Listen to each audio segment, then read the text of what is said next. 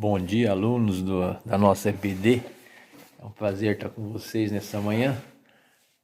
E vamos começar com a nossa aula de hoje, né? Continuando a falar sobre liderança cristã, a lição 4 da nossa revista. Eu queria trazer para vocês nessa manhã o versículo de Marcos 10:40. Quanto, porém, ao sentar-se à minha direita ou à minha esquerda, não me compete concedê-lo, porque é para aquele a quem está preparado. Falando de liderança, a gente tem que pensar, como nós vimos na semana passada, o que é ser um líder, né? Por qual a importância do líder dentro de uma igreja? Qual é a postura do líder?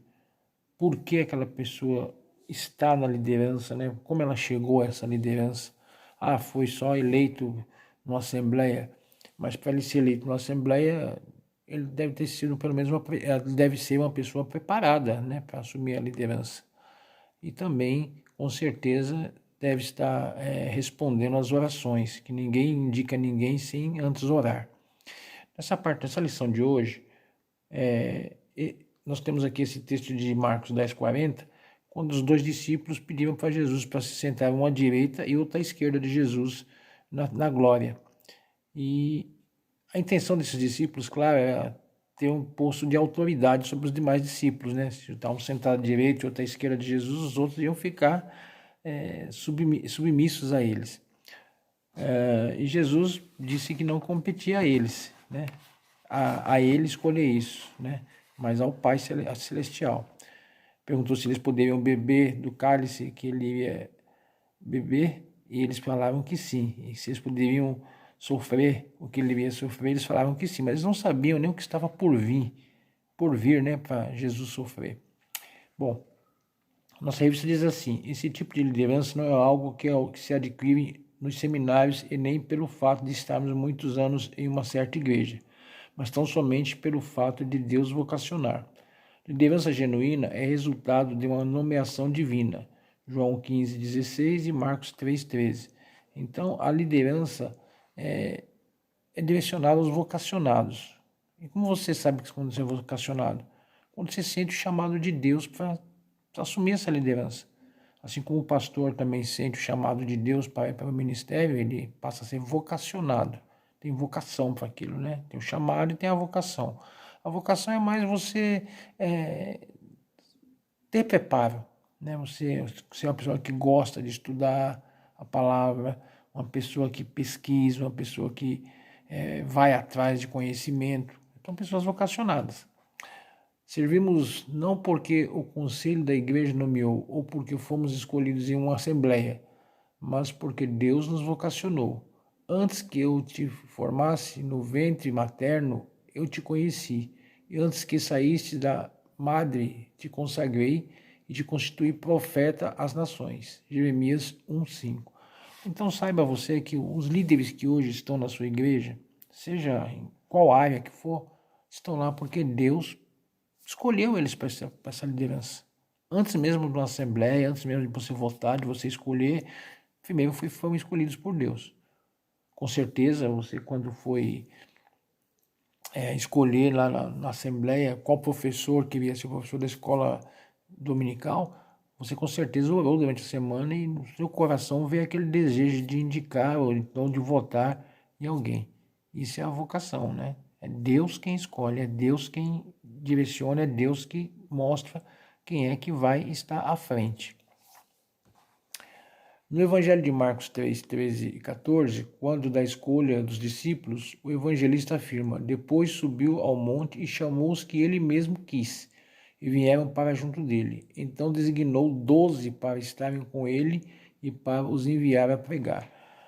Jesus, quando escolheu os seus discípulos, ele não foi assim uma coisa aleatória. Ele andou um pouquinho com eles, ele chamou eles para o ministério, né? E depois de um certo preparo, Jesus escolhe esses 12 para estarem com ele na grande caminhada, mas chamou aqueles que ele quis. Não foi o discípulo que chegou, eu vou servir o Senhor. Não, olha, eu quero você. Ele tinha mais de 70, mas esses 12 foram os que foram escolhidos, vamos dizer assim, a dedo por Jesus para estar com ele. Assim Deus nos escolhe também para ser líderes, né? A dedo, né?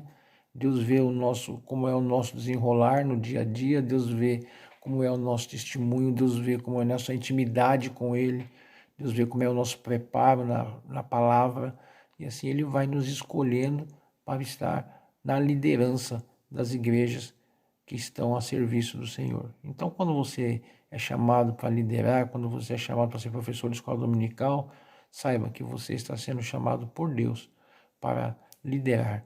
Então, cumpra o seu ministério da melhor forma possível, né? Dentro daquilo que Deus está determinando para você. A liderança bíblica pressupõe a existência de sofrimento. Aí você fala, nossa, vou ter que sofrer para ser líder? Sim, você tem que sofrer.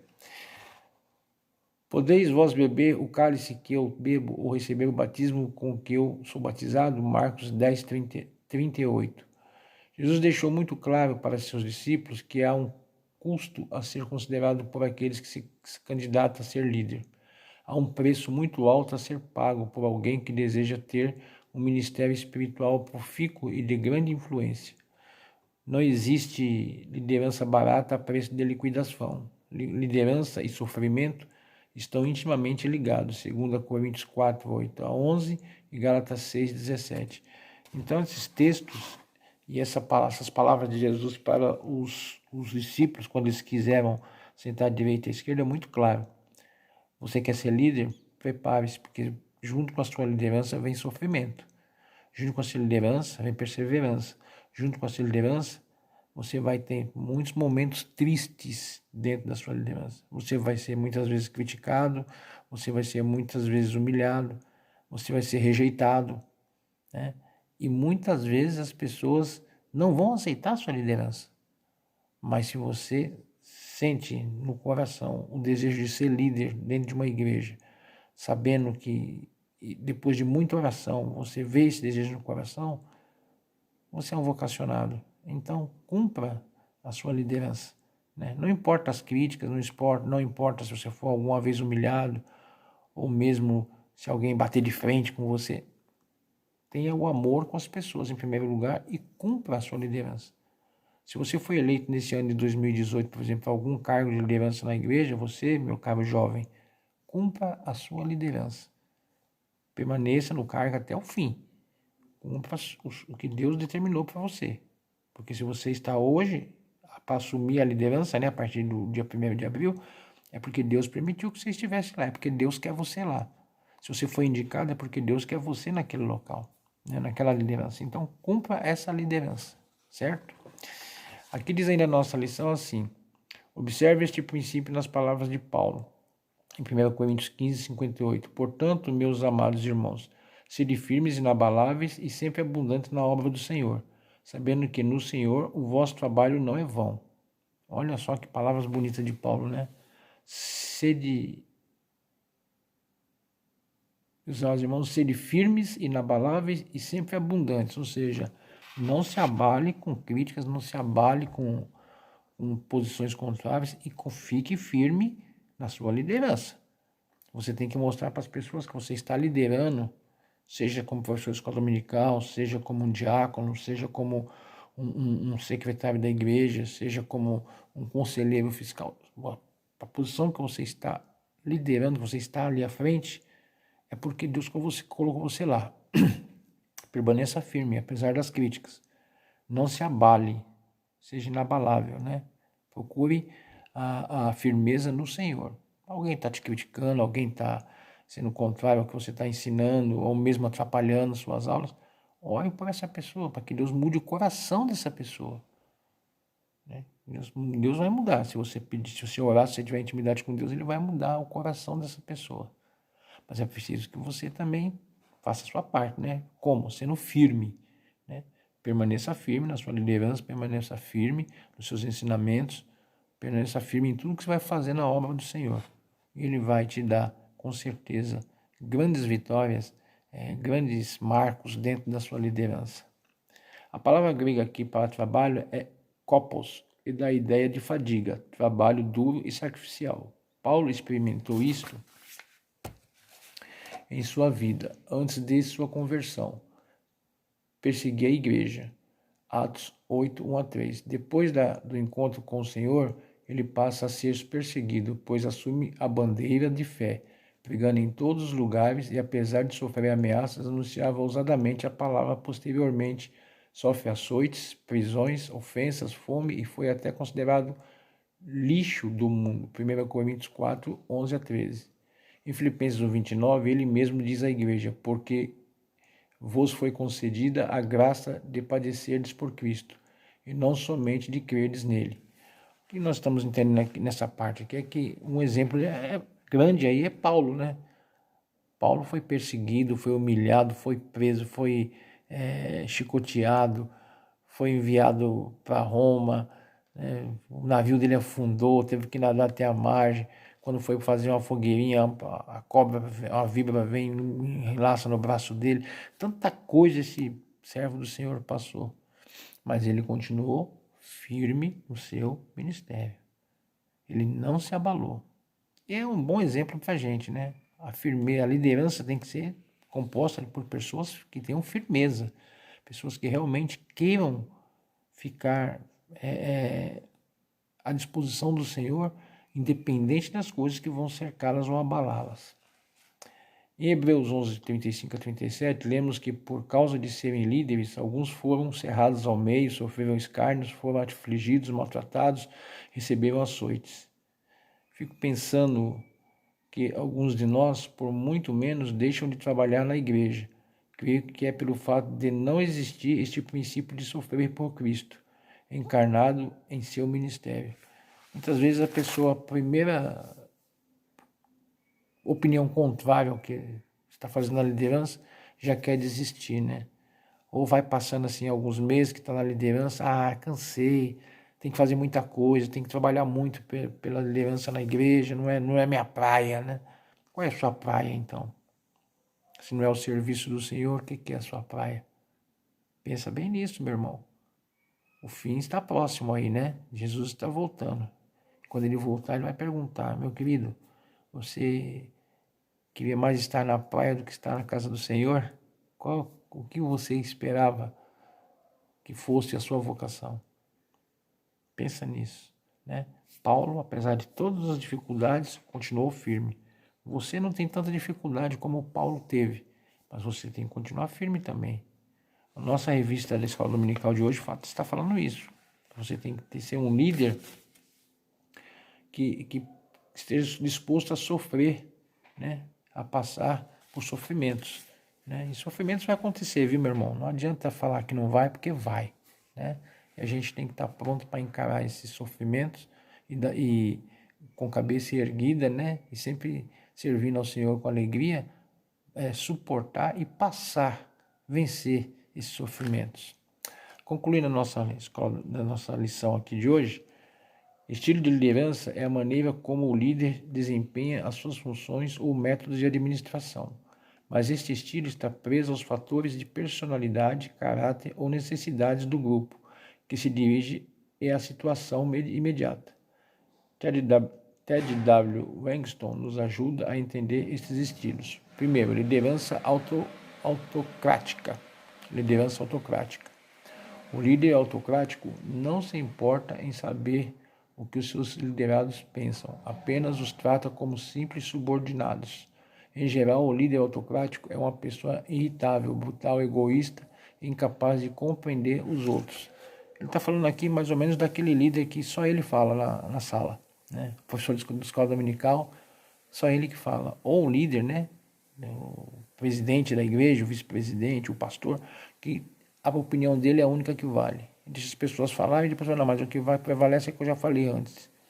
Vocês é só para dar opinião, mas o que vai prevalecer é isso aqui, senão tem que haver, o líder tem que estar pronto para e aberto para ouvir o que os seus liderados têm a dizer. Muitas vezes numa aula de escola dominical, pode ser que você esteja dando uma aula e alguma pessoa esteja naquele dia mais preparado que você para dar alguma opinião, ou citar um texto bíblico, ou mesmo dar uma explanação breve, ou mesmo assuma ali a aula, né?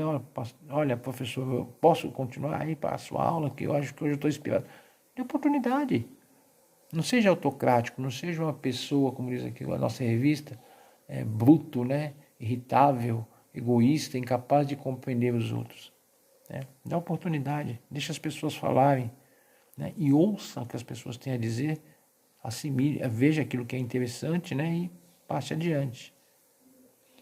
A segunda parte aqui da liderança que o Edward diz é liderança liberal, laïcidez freire. O lema deste tipo de líder é deixa como está para ver como é que fica. De modo geral, este líder foi uma pessoa criada sem que se lhe existe um mínimo de responsabilidade. É uma pessoa insegura e tem receio de tomar decisões. Ele deixa a coisa acontecer. Não pode ser assim, né, queridos? Você como professor de escola dominical, você como líder na sua igreja, você tem que procurar sempre fazer o melhor para a obra do Senhor. Se não está bom, procurar meios de melhorar.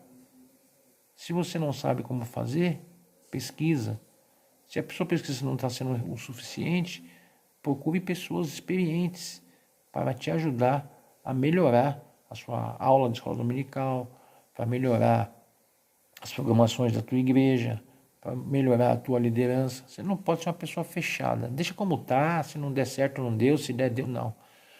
Eu estou na obra do Senhor, então eu tenho que procurar aperfeiçoar a cada dia a minha liderança, para que seja mais aceitável possível pelas ovelhas, pelas pessoas que estão me ouvindo, no meu caso pelas ovelhas, né, no meu caso como pastor, mas os irmãos aí da nossa classe, né, que estão em cargos de liderança, que eles possam ser aceitos, né, com novas ideias, novas perspectivas, estejam prontos a ouvir, né, porque muitas vezes a pessoa que está ali, aquela pessoa humilde que está ali sentadinha no banco, é aquela que tem boas ideias. Então vamos ouvir, né, e ver o que a gente pode assimilar dentro da nossa liderança. Então a liderança liberal, laissez-faire, não é uma liderança ideal nem autocrática, também não, né? E ele também fala da liderança democrática participativa. Esse é o tipo de liderança que nós temos que desenvolver com as nossas igrejas, né? Nós como líderes, né? Ao contrário das duas anteriores, a liderança ideal é resultado de um líder seguro de si, que tem uma excelente autoimagem, que conhece os tipos de seres humanos e que tenta trabalhar com cada um, respeitando e descobrindo suas possibilidades. Então, o líder ideal é aquele que respeita, né, as pessoas que estão sob sua liderança, ouve essas pessoas, procura trabalhar da melhor maneira possível com essas pessoas, alargando, né, ou melhor, desculpe, estreitando os laços de relacionamento, né, estreitando, ficando o mais próximo possível dessas pessoas e alargando o leque para receber novas ideias, né. Tem que trazer ideias, olha, não sou líder, mas vocês são meus liderados, mas eu quero ouvir vocês. E quero que vocês trouxerem de ideias, nós vamos discutir, vamos planejar e fazer juntos. Isso é democrático, né, uma liderança democrática. É uma descobrindo suas possibilidades, né? É uma pessoa que dá exemplo, estimula o grupo e procura manter sua competência, paciência, tolerância e honestidade. Então, se você quer ser um bom líder, né? A primeira coisa que você tem que fazer é estimular as pessoas que estão sob sua liderança, né? Você tem que ser exemplo, tem que ter competência, né? Por exemplo, o professor de escola dominical. O professor de escola dominical que chega depois dos alunos na sala de aula, está errado. Né? É uma coisa que o pastor chegar depois que o culto já começou. Está errado. Né? Eu falar que eu nunca cheguei numa sala de aula atrasado, já cheguei sim. Né? Nunca cheguei na igreja atrasado. Uma vez ou duas cheguei por problemas de trânsito. Né? Mas está errado. O líder tem que ser o primeiro a chegar. Né? Ele tem que já estar pronto para receber seus liderados.